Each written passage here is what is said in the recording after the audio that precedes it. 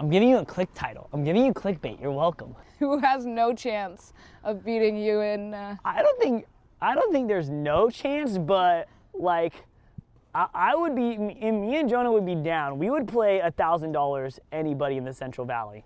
A 2 out of 3. 2 out of 3 to 11? In the Central Valley, yeah, 2 out of 3 to 11. We would easily do that. Are you ready to like put your money down? If anyone was down to do that, we will be down to do that for sure. For $1,000, for sure. All right, you guys heard it here first. If you are willing to challenge Jonah and Stavro, 2 out of 3 to 11, best of 3, $1,000 on the line. We're down. Cash or what? Of course. But Eric Babb back here for another exciting episode of the Valley Rally. Now we're going to start with some headlines, including the Friday night social that is Super Bowl themed. That's going to be happening this Friday here at Sierra Sport and Racquet Club. Now obviously my Denver Broncos did not make it to the Super Bowl. It's going to be the Patriots and Seahawks kicking off in Santa Clara on Sunday. But you are supposed to wear, you know, your favorite football themed gear as you do go head to head during the social. It is $10 for members, $20 for non-members. And then over at the Spalding Tennis Center at Fresno State, coming up in March, A-Train and Bulldog Pickleball are gearing up for a joint tournament. Now, all of the registration details, including the different levels, are all linked on your screen right now. All right, it's time to find out who is in my kitchen. Well, this week, I do catch up with the tennis and pickleball director here at Sierra, Stavro Sophocleous. He talked about his journey from tennis to pickleball and even a challenge that he gives the team for money to challenge him and Jonah. It's something you're not gonna believe. Can we do it? All right, Stavro, thank you so much for coming on the Valley Rally. Thank you for having me. I really appreciate it. And so tell me a little bit about how you got into pickleball. Yeah, so I started playing like 4 or 5 years ago, I would say. Didn't really play more than maybe once every 2-3 months. And then this is back actually over here where we only had 4 courts here. And then my mom, she kind of forced me. Her friends, they didn't have another person to play in their guys game, and they asked me if I played, and I was like, oh yeah, I can do this. And then I got absolutely smacked by everybody 50 plus. So it was pretty. I was pretty pissed, but it was okay. That was a little bit of a humbling experience. For sure. Yeah. Okay. So take me through the meaning of your name, and you're Greek, right? Yeah. It means the cross. Stavro Okay. means the cross. Yeah. And so how important is it to have your Greek culture a part of your life? I mean, it's everything, obviously. I mean, I'm first generation, so I think that everybody, we don't really have a choice to try to do something over here. We've been blessed to have an opportunity where, I wouldn't say my life was in the sense of super easy or super hard, but definitely nowhere near as hard as, the other people in my family that had to grow up. So I'm pretty blessed in that regard. Yeah, what would you like to tell your family about the fact that, here you are standing here today and kind of like the American dream a little bit? I mean, I don't know. I mean, it's crazy. I mean, I haven't been to Cyprus in quite some time, and that's due to a military law. And so once you are over 18, you kind of have to go to the military. And I actually haven't been back because from what I was instructed, I needed a special permission. My brother, he went when he had just turned 18 actually, and they kept him in the TSA for quite a few hours, questioning him and stuff like that. And that's something that people here in America, we don't really understand. That's what do you mean you can't just I can go, but it'd be a little tricky to come back. It's not going to be an issue obviously with the right paperwork, but that's just obviously a foreign concept over here. Absolutely. I feel like just in general it's important to keep that culture in your family. What's your favorite Greek food? Souvlaki. I mean, I feel like that's a staple though, but souvlaki for sure. For people that aren't familiar with what that is. It's like pork shoulder, I would say. It's like a big block of meat, and then you kind of put it into skewers and stuff like that. You kind of eat it in some pita bread, some French fries, stuff like that. It's pretty good. All right. Well, I will say you're known for always having, I call it pop, but a soda in your hand. Yep. So what does it look like for you in the soda count each day? Be honest. So I definitely have a lot of Coke, a cola, but I'll open one and then I won't finish it all, but I'd say at least 2 a day, 2 a day, maybe a third. I'll have one for lunch, one for dinner, But like, so I'd say 2 to 3. Stavro, I've seen you on this court sometimes having like 4 within like a couple of hours. Tournament mode, it depends. But it's a lot of ice though. See, I put extra ice, so it's like my one regular, like my 1 cup is like not a full can. It's like 3/4 of a can. So that's why I say 2. If you could create your own soda pop, what would you create it to be like? Like what flavors? Coke. Just Coke? Coca-Cola. I never thought about that actually, but Coca-Cola, I think. You wouldn't add anything else into it? I don't know. I don't think so. I have to think about that one. I don't know if I would add anything else to it, because with the Coke Freestyle machines, I have all the options. Lemon, lime, vanilla. What else do you need? Is there a pop you don't like? I mean, I don't like diet, but I mean, I'll drink any kind of soda, but like I definitely like prefer Coke above. I'm not like a crazy person where like my dad's sister, she won't drink Pepsi. If they don't have Coke, it'll either be water or Sprite. But if it's not Coke product, she usually just drinks water. She's a little crazy though, but I like it. She's a true. It runs in the family. She's a true Coca-Cola. Well, the reason why I drink Coke is because in Cyprus, where people used to get dropped off milk cartons, they would get dropped off like the little 6-pack of glass Cokes. Really? So that's why it kind of just became a thing. Yeah. Okay, well, we are going to move on. Rapid fire questions. So I'm just going to ask you questions, and you're just going to answer as fast as you can. Like one-word answers or like? No, some of them are going to be longer. Some of them are going to be like this or that, okay? Arizona Heat or Central Valley Heat? Central Valley Heat. Okay, forehand or backhand? Two-hand backhand. Soda during a match? Always.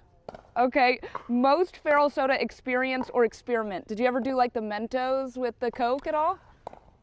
To drink it? Dude, people drink. I think I've done it once, but it was like 15 plus years ago. I don't remember what happened. Okay, rank these in order of importance. Okay. Soda, pickleball, family. Soda, pickleball, family. Well, it has to be obviously soda. Just kidding. Family, pickleball, soda, of course. Okay, favorite all-time video game. League of Legends. Okay, favorite tennis player. Even though he makes me sad, Tsitsipas. Okay, favorite pickleball player. I would say Tardio. Yeah, I guess I'll go Tardio. Favorite thing to yell on a court. Oh man, I think I'd say come on. Okay, come on. I think I'd say come on. I don't know. I have to, because I say a lot of random things on the court. I like cussing in Greek, but I'd say come on. Okay, serve first or receive first? Sir, is it a best of one? I don't know. If it's a best of one, receive. Okay. And then if it's a best of 2, it doesn't matter. Okay. How about dream doubles partner?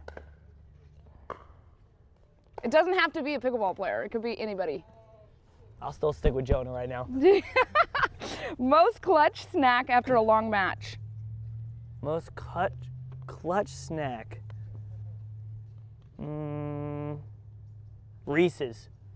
Peanut butter cups. I eat that sometimes with the Coke. We don't sell them here, so I forget to have them. I used to always do a Coke and Reese's during a game or a match. Biggest tennis pet peeve? Tennis pet peeve in the sense of like? You could pick anything. Maybe it's something that someone does. Maybe it's like a certain rule. Not a pickleball thing. No, I'm talking about tennis first. I don't have one. But I will say my biggest pickleball pet peeve is people that don't play tennis. People will walk on the court, not waiting for the point to finish. That's what I would say if it was pickleball, but you asked for tennis, so I don't know. No, I was going to ask your biggest pickleball ick next. I would say that one, when people don't notice to wait. Okay. Your partner, Jonah, said his favorite trash talk is "that's our guy." Mm-hmm. So how did that come about? I think we were playing in the Kappa of last year, and this guy, I think we got to him twice, and he said, "That's our guy," just to let them know that. I think that's just like the worst thing you can say. Not the worst, but like, I think it's pretty, like when you say that to someone, it's like the partner knows that it's that person's fault, and that guy knows that we're gonna keep going to him. So I like that one. And I also like to say that. He doesn't say it as much anymore. He's been a good guy lately. You recently played Jonah in the semis of the Classic. Mm-hmm. What was that experience like for you? That was fun, honestly. Like, it's pretty rare that we get to play against each other. So, I mean, obviously, like, I was a little disappointed that, like, my drive did not work because as it freaking was pretty much steaming through everybody the whole day. But when it went to him, I think I overplayed it a little bit in my head. But so it didn't, I don't think we were going to win anyway, but I thought it'd be closer. I thought it'd be a little closer. And to be fair, it was 11-5 first game, 11-0 the second game. Yeah. And Jonah did say to ask about that second game to you. It was a wash. It's one of those go next. It was go next. Singles, mixed, or doubles? Doubles. Okay. But do you like mixed or just gender doubles? I don't mind mix. I don't mind mix, actually. I actually don't mind mix. I think if you have to have the right partner, like I'm lucky that in the last round I was able to play with Melissa, like you have to have the right girls partner, because if you have the wrong girls partner, it's very tough. Very tough to play. Yeah, no, that makes sense. So I just interviewed Will, who said his pet peeve was some of the talk from Jonah and Stav is frustrating. And then he went on to say that when another team misses a ball, you guys will say, that's our guy, making him grit his teeth. Any reaction to that? Can you repeat it? Okay, so I just interviewed Will, who said his biggest pet peeve was some of the trash talk from Jonah and Stav. It's frustrating. And then he went on to say that when another team will miss a ball, so technically it wasn't really that great of a shot, but maybe it was a good shot by you guys, but insinuating that it was really just a mess up on the other team, that's when you guys will yell, that's our guy, that's our guy. And he says that it makes him grit his teeth. I think when you say something like that, when you're like, that's our guy, it's because that guy, and obviously in this case it's Brody, but like we're going to disregard Brody for a second because I do think Brody's good. When you say that's our guy to someone, they're generally missing a shot that a player probably you'd think isn't going to miss. So when we say that's our guy, it's like saying, oh, like that's our guy, he shouldn't have missed that. Most people, several people that I've asked already, when I've asked who's the biggest trash talkers on the court, it's like right away they say you guys. What's your reaction to that? I think it's true. I don't think there's anyone who's as bad as us, for sure. I think we're probably the worst. What's the mental decision behind that? Is it to try to get in their heads? Or is it just because that's your guys' personality? I think you just got to get excited. I mean, like, you know, at our last Classic, I mean, I think there's like, and we were talking about this actually like the other day because we were thinking about it, you know, a lot of people when we were watching the Classic, there was a lot of Fresno teams playing, but if people were there, like we had the majority of people watching our games. And it was a nice feeling to have a lot of the members and stuff like that watch us. And yeah, obviously you got to be careful with what you're saying. You're not trying to do any like personal attacks or anything like that. But in terms of like trash talking, I mean, I think it depends. Like, you know, the come-ons and let's go, I don't really consider trash talking. But like at the same time too, I think it's good to like spark things up a little bit. You know what I mean? And like, you know, if they can't handle it, then don't play. You know what I mean? Like, it's really never that bad. And you know, it's never a personal attack. As long as it's not a personal attack, I think it's fine. Most unhinged thing that you have said on the court ever? When I was playing the money ball a year and a half ago, actually, there's two.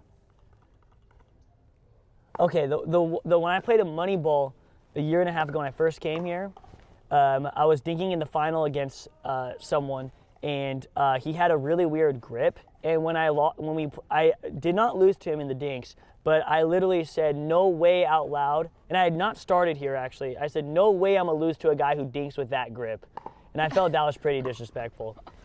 So that would probably be my answer of the first. That would probably be my answer. And then the other one, we played in the tournament at the Kappa. I don't know if anyone knows what the Kappa is, but the guy who just won Player of the Year, he had a really bad ball and it hit Jonah in the head off of a shank. And I told Jonah to him that's how bad that guy is. Player of the Year or whatever I said to him, and then that guy got really mad. And then so that's how we started getting hate in LA. So it was actually my fault, not Jonah's fault actually. All right, court confessionals. So what the? We're gonna get into it, okay? Are you ready, Stavro? I think so. I don't know. Who do you think you have the biggest rivalry with between you and Jonah? That's the first question. That's the first question. I think it's. That's funny. It's got to be Will and Brody. It's obviously not a real rivalry, but like, yeah, I'd have to say it's Will and Brody. When did that all start? You don't even remember? What kind of rivalry is this? I think when Will switched partners from Carson to Brody, because obviously he had been waiting for Brody to, because that's one of his best friends. Yeah. And we started playing, and then we kind of started playing against them quite a bit in training, because we play with Will a lot.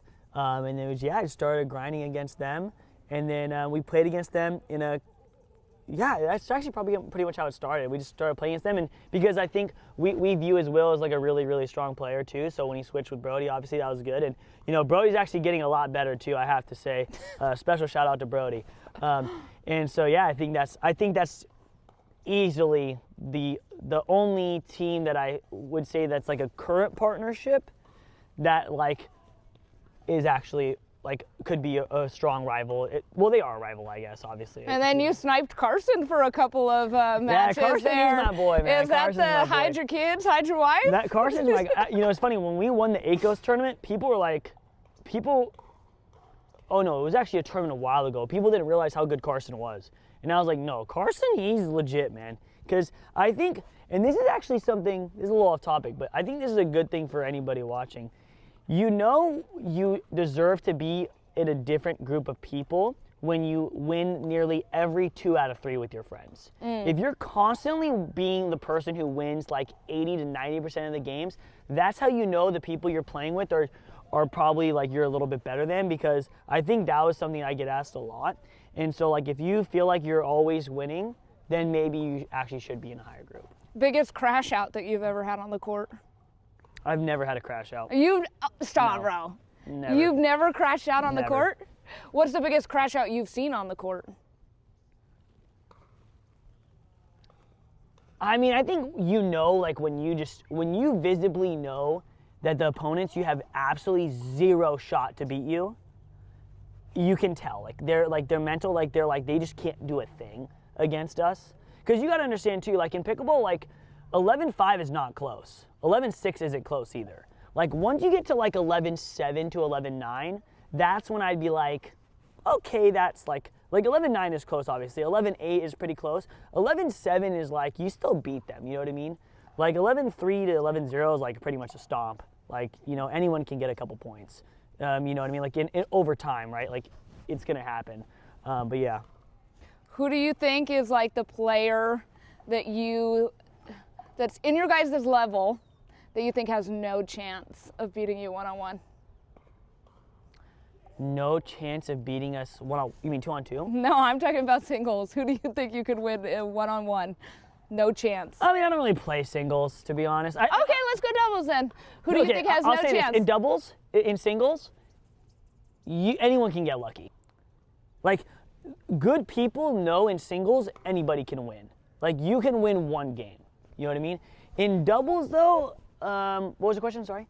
Who has no chance of beating you in? I don't think there's no chance, but like, I would be. Me and Jonah would be down. We would play $1,000 anybody in the Central Valley, a 2 out of 3. 2 out of 3 to 11? In the Central Valley, yeah, 2 out of 3 to 11. We would easily do that. Are you ready to like put your money down? If anyone was down to do that, we will be down to do that for sure, for $1,000 for sure. All right, you guys heard it here first. If you are willing to challenge Jonah and Stavro, 2 out of 3 to 11, best of 3, $1,000 on the line. We're down. Cash or what? Of course, of course. I think the thing is that a 2 out of 3, the best team should win that day. You know what I mean? And usually, like, a game to 11, like, it's an absolute fluke. It's a wash. Does it have to be a Valley team, or could it be, is this open to just anybody? I say the Valley. Okay, you got to clarify that. I said Central Valley. I said Central Valley. Check the tape. I said Central Valley. But yeah, in the Central Valley, I think we're a pretty strong team. I think that, in terms of, like, I think we just play really well together. And I feel like, I feel like we play really well together, and I think that, there's a reason that I think people, hate and love us, especially when we go out of town. Like, it's not, you're pretty solid. Like, we're good, but I don't think people realize how, like we're good. But people in the Bay and LA and stuff like that, they're really good too. You know what I mean? Yeah. So like, it's like, yeah, it's cool to think that we're like, yeah, it's cool, like we're pretty solid, but at the same time too, like, we also know damn well that the people in LA and the people in the Bay are really solid too. But yeah, in the Central Valley, we're down for that. $1,000 for any team that wants to play. You gonna put a handicap on there too? You're gonna start at a certain point? It depends. It depends who asks us. If someone really asked us, we could put a handicap. But like for other teams, probably not. All right. And we can even do it live streamed, and you can. I know we might have to live stream it on the Valley Rally. So let me know in the comments if you want to challenge Jonah and Stavro. $1,000 on the line, cash. So Stavro, did you grow up in the Central Valley? Yeah. Yep. What was it like growing up in this area? I have no complaints about Fresno. I mean, obviously, I think there's pros and cons, obviously. But I think that overall, that, you know, it's not bad. I mean, it's what you make of it. I mean, I was, you know, when I was 10, I was about 10 years old-ish. We moved to this side of town, which was obviously a little different, and so it's been pretty nice over here. And so your dad played tennis, right? Yeah. Okay, take us through, like, did he play tennis his whole life, or has tennis been in your family? Yeah, my dad played tennis when obviously he was really young. Well, I mean, all the way up until, you know, he got sick and all that jazz. But he played on the Davis Cup team when he was 16 and, you know, played for the national team and all that jazz from my knowledge. And then when he moved here, he played, went to Ohio, all that jazz, and pretty much taught kids and everything. So, how old were you when he taught you how to play tennis? 2. Wow. Yeah. And for your siblings as well, or? No, just me.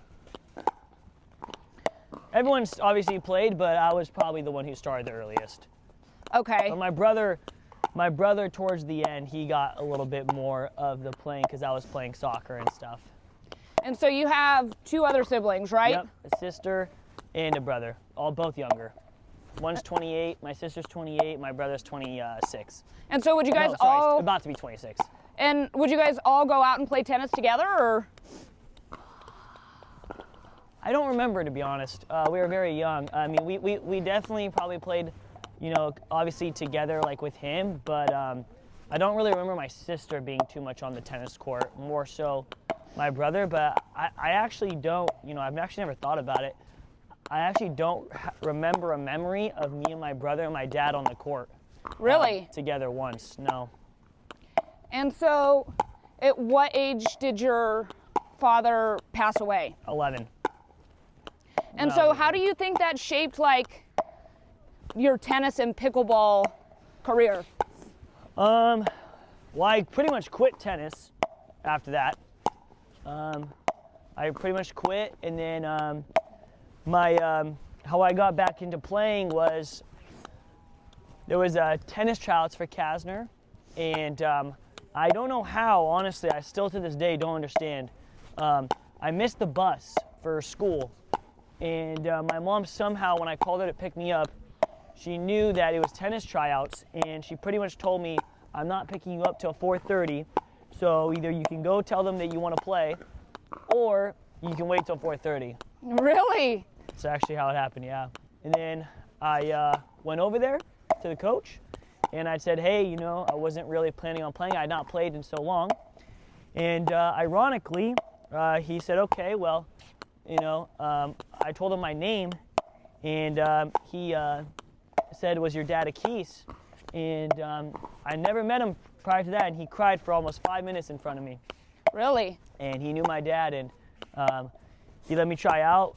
No racket, jeans, well, all that jazz. And I went 9-0 in the tryouts, and then I made varsity and all that jazz. And back then, that was when tennis actually in Fresno was actually pretty solid. And so, yeah, and I started playing again because of that. And did you get pretty close with him then, considering like he knew your dad and everything? I mean, yeah, I mean, to a degree, of course. He was a great guy. His name was Jeff. I mean, as close as I guess you can to your coach, obviously, right? So it was pretty neat. It was a pretty full circle moment. And so, what all did you do with your tennis career, or where did you go from there?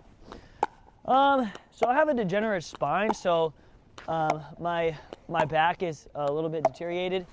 So it kind of comes, and the reason why I don't play tennis as much anymore is I can't really serve. But I mean, I did okay. I mean, I played obviously for Clovis West. You know, we were on the team that won Valleys.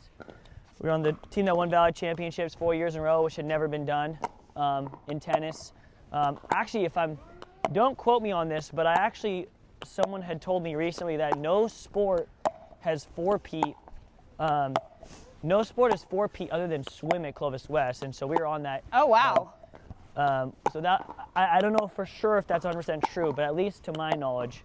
So when I was 16, when I went to Cyprus last, I went and I tried out for the Cyprus national team, and I was able to make it. I mean, it's a small country, obviously, but still.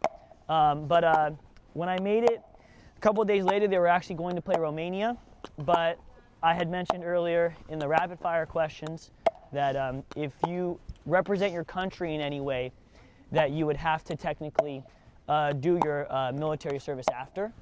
And granted, my dad had just passed away, and you know, we had a family business and all that. It just wasn't ideal.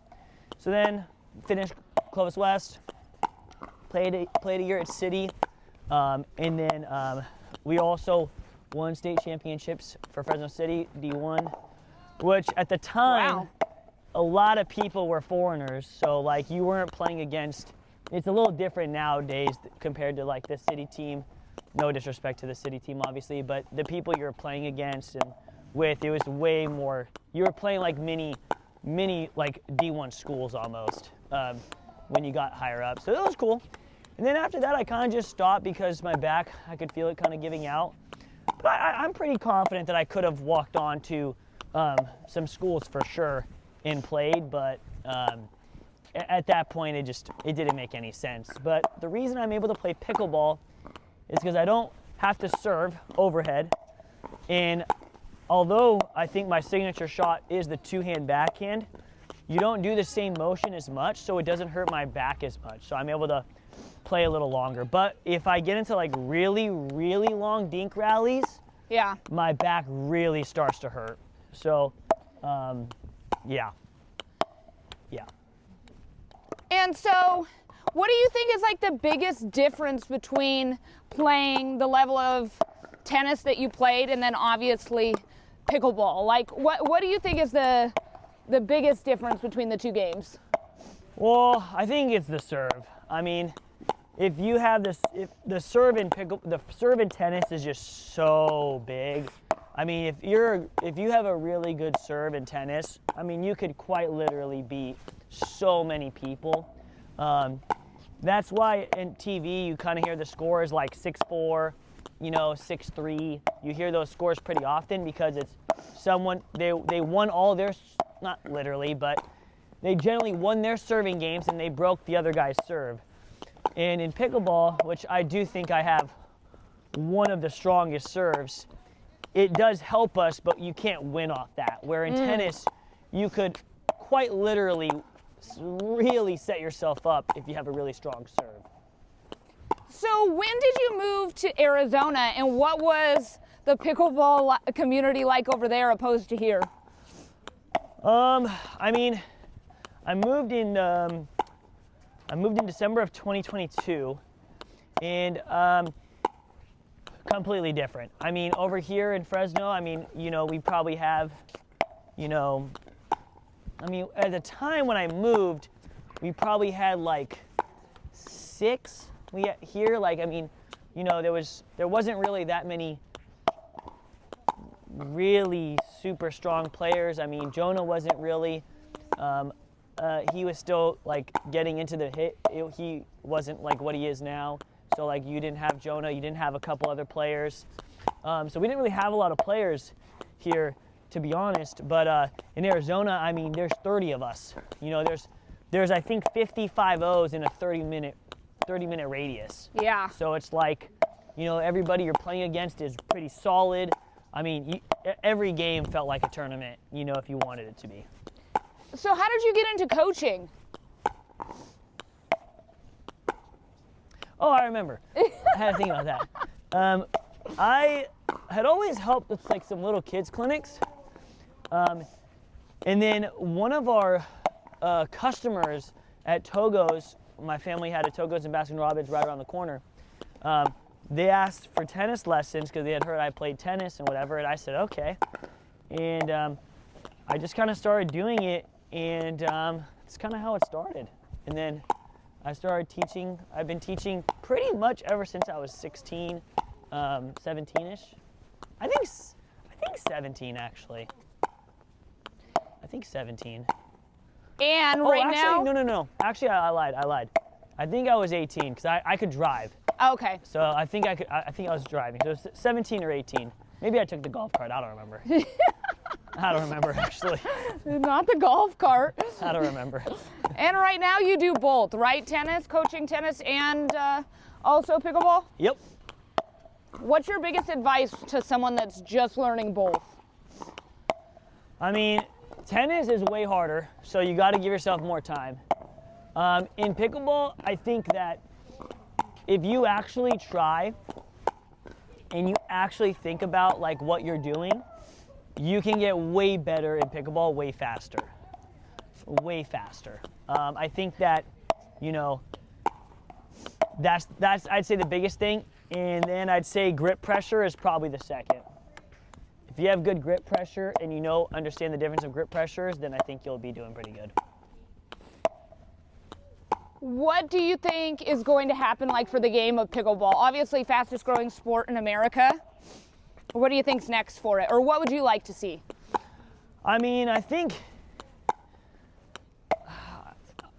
the pro scene needs to get better, because the pro scene is not ideal, I feel like, in terms of viewership and stuff. So I think that a lot of people, that they all do play pickleball. I think it'd be nice if people kind of cared more about professional pickleball, because I feel like, you know, for how many people take lessons in pickleball, you'd think that the pro scene would, I don't know if I would say it's better or not, but like viewership is pretty low. And yeah, I don't have obviously the exact numbers, but just based off like the YouTube numbers and stuff like that, I like to see the numbers a little higher. But I'd like to see like people just like stick with maybe one ball and not like the ball change. Actually, I'm cool with the ball changes, actually. I don't know. I guess that'd be my answer, I guess. So how did you and Jonah first start playing together? Or how long have you known him? I've actually known him a long time, actually. So you knew him before you guys were pickleball partners? Way before pickleball. He was one of my, at the time, he was one of my really good friends' little brother's friend. And it was funny because back in the day, he used to get so excited to see me. he used to get so excited to see me because like I was like big bro kind of thing. Not literally, but like that's just kind of was because I was with his big brother or his friend's big brother. And I've always known Jonah for quite some time. And then I had heard that he was playing pickleball, but like I had heard from someone that he was pretty good, but like they didn't play pickleball. And then I was like, oh, well, we'll have to like play whatever. And then I ran into him at a Vinland, I think, for a fun tournament that I went to watch, I believe. Oh no, I think I played it. I forgot. Anyway, we played a little bit that day. And then and he was pretty good. And then at that time, he was obviously like just starting to like, you know, get into like, he started to be way too good for the parks, you know, needed to move up. And then, and then we started playing pretty much after that. So how long have you guys been playing together as partners? I mean, we played one tournament right before I left. And then obviously I left. And then as I was making my decision to come back to Fresno, I called him.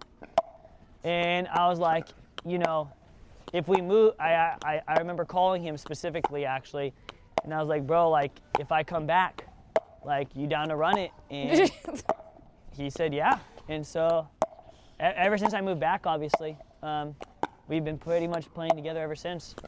Favorite tournament that you've played? It doesn't have to be with Jonah, but I'm just saying in general, favorite tournament or place to play. Honestly, I'd have to say it was our Kappa run of last year in December of 2024. That was by far the craziest one. So you got to walk us through it because some people might not be familiar. What happened? Well, so that one's called the Tournament of Champions.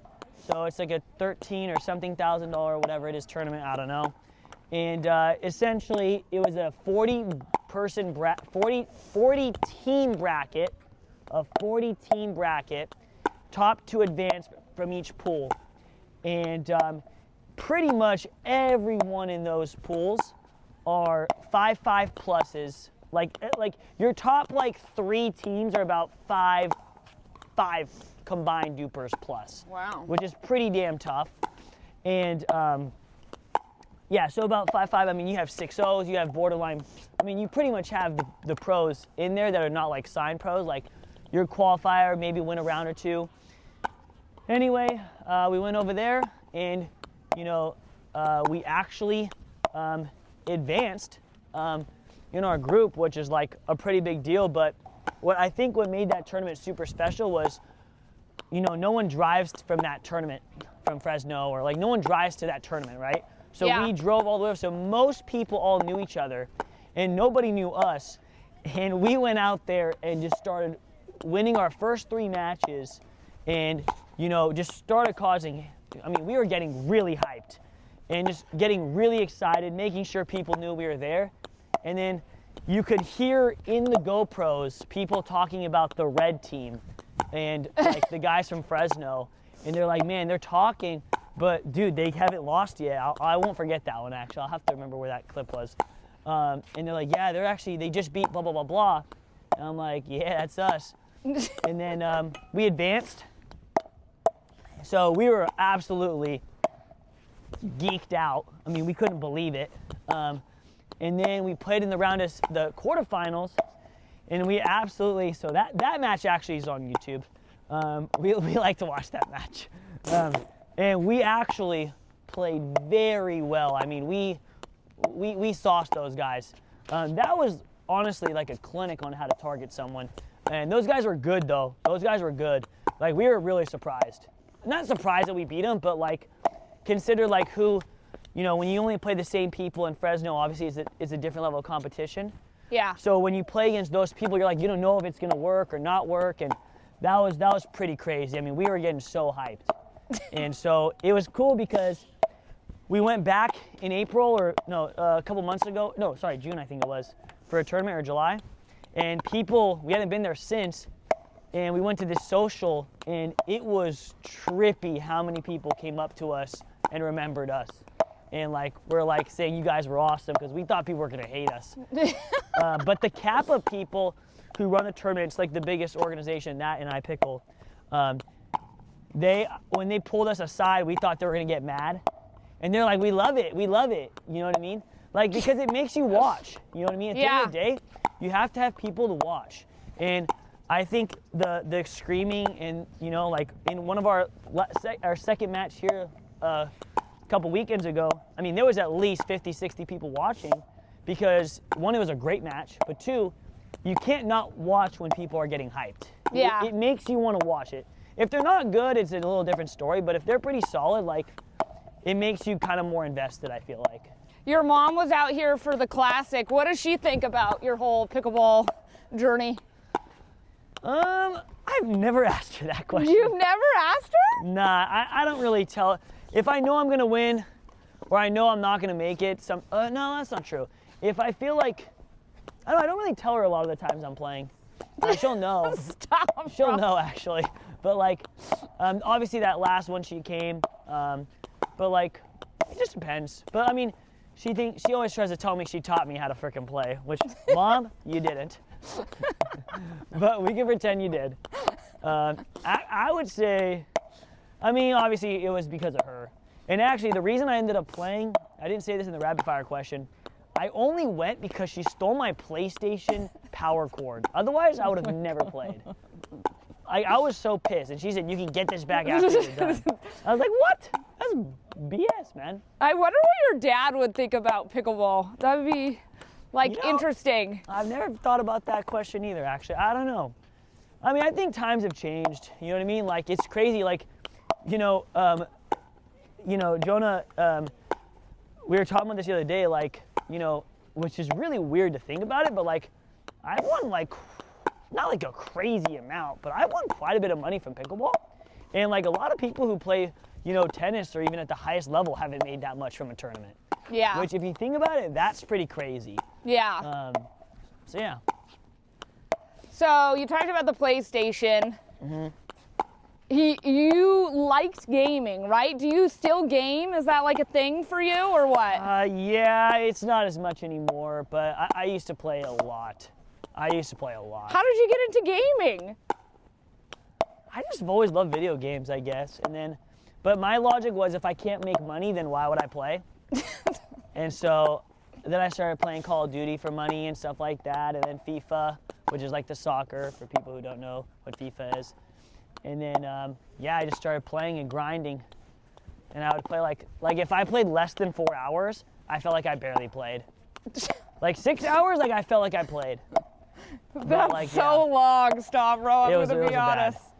Actually, I specifically remember my first year in college. I would go to school, play tennis. I would still work like 6 to 8 hours, but then I would also play 6 hours right after. So I was doing everything. I would still work though, but yeah. Okay, Stavro, so take us through. Obviously, I feel like a lot of people think that your signature shot is... I mean, I just said that, but I'm pretty sure that's No, but I would say a majority would say that. Yeah, for sure. And so what is the trick to the two-hand backhand? Okay, so first, you hold the paddle like this. Okay, so I personally do it a little differently, I feel like, than most. So I actually don't have my hand actually hangs off the paddle. So like when I hit the two-hand backhand, very often my pinky rests against this, so I have more space to get on top of it. But that's not always. So if this is ready position, or if this is like what the grip you do in front, what I would do is I would slightly tilt it a little bit more to the right. And so what I'll do is it kind of looks like it's like 1205. But then what I do is sometimes I shift it even more depending on where it is. So then I put my left hand on top. I think the biggest thing is I'm just kind of always looking for it. So I'm going to try to pull it a little faster. So if the ball's on the right side, you kind of got to think that there's really only two options this person's going to go to. It's either going to go down the line to that person's body, actually down the line, or to the middle. So if they're looking for a speed up, my hand is kind of already like this because I'm kind of ready for it. Essentially, I kind of just, if the ball is coming this direction, I'll kind of just take a step this way and I'll just go across. I don't think you need to do a big swing, and you don't really have time to as much, right? So it's honestly, I mean, I feel like it's kind of simple, but, I guess it's not. But, from here to here, because a lot of the people Will, Brody, specifically, they're both good tennis players. They actually don't do the two-hand backhand that much, which I find interesting. I'm really the only few people who do a two-hander is, or at least I do it the most for sure. But Nick Wise, he does a two-hand backhand sometimes. Justin, he'll do a two-hand backhand sometimes. But other than that, not really. I'm for sure the only one that's primary focus is this. And yeah, so you kind of just do a short swing, but it's the left hand's a lot of it, right? So, it's the left hand that gets the left hand that really gets the whip. So your right hand is kind of there and your left hand just follows through. I think it would be the easiest way to explain it, but it depends, right? If the ball is higher, you can just go straight down. But if the ball is lower, you kind of have to dip your paddle head a little lower and then go upwards on it. Just right through. You're just going from here to here across. And you got to use the hips, like Shakira. That would be the biggest thing, because the way that I think I hit the ball really strong, I hit the ball a lot harder than, well, I think I hit the ball harder than most people, but it's also because I use every part of my body. Obviously, I'm not the biggest guy. So when I go for it, I'm using everything in my might to do it. So if you notice too, I don't pull it back super far. Sorry, camera stand. I don't pull it back super far. I just pull it a little bit and go forward, but it depends. Yeah, I think that works. All right, that's the trick? That's a really short example, but yeah. And then I think when people are doing the block, I'll say even though this might only apply to me for the most part, but when you're dealing with someone who's driving the ball at you, if it's in front of you, you don't really have time to do a swing, right? So it's more of a push block than actually a swing, because sometimes I make the mistake of swinging. You know, Will's drive is probably, I mean, his drive's the best, you know, right now, and or it has been for a little while. And so if I try to swing through it and I pull it back, it doesn't work. I have to kind of do a shorter swing and push. So when someone's driving the ball really fast at you, you can't pull it back. And that's what's kind of helped me against drives like his and other people's. All right, Stavro. Well, thanks so much for coming on the Valley Rally. Do appreciate it. Thank you. It's time for Bab's Best Shot. Now we're heading up to Merced County, where Nathan Nugent is a junior pickleball player. He is very good. He sent me this shot. Let's all take a look.